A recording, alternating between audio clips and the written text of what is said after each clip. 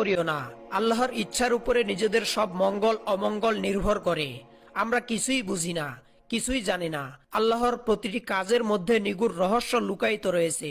তিনি কোন উদ্দেশ্যে কি করে থাকেন তা কেবল তিনিই বলতে পারেন। আসিয়া যদি এই বিবাহের প্রস্তাবে সম্মত থাকে, তবে আমরা তাকে বাধা প্রদান করব না। আল্লাহ রব্বুল আলামিন আমাদেরকে যেই দিকে চালিত করবেন, আমরা তার উপর ভরসা করে সেদিকেই পরিচালিত থাকব।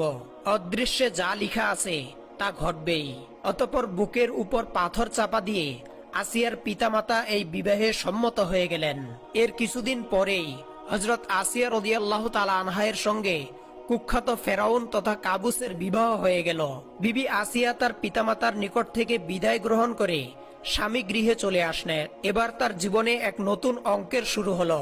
আসিয়ার পিতামাতা তাকে খুব যত্ন করে শিক্ষা দীক্ষা প্রদান করেছিলেন এবং সর্ববিষয়ে পরিপূর্ণ জ্ঞানী করে তুলেছিলেন। কাজেই স্বামী গৃহে এসে হযরত আসিয়া রাদিয়াল্লাহু তাআলা আনহার পরিবেশের সাথে মানিয়ে নিতে কোনো রকমের বেগ পেতে হলো না।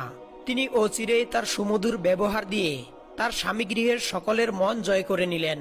বৃদ্ধ শ্বশুর ও শাশুড়ির সেবা যত্ন মন প্রাণ দিয়ে করতে লাগলেন। তাদের কাছে মনে হলো আল্লাহ রব্বুল আলামিনের অশেষ কৃপায় যেন তাদের ঘরে একজন বেহেশতের হুর নেমে এসেছে। এমন গুণ ও গরিমা যে কোনো নারীর থাকতে পারে, এটা তারা স্বপ্নেও কল্পনা করতে পারেনি। তারা আল্লাহ রব্বুল আলামিনের কাছে প্রার্থনা করে বলতে লাগলেন, হে করুণাময়, তুমি এই নারীটির সুখ্যাতি সারা জগৎময় প্রচার করে দাও।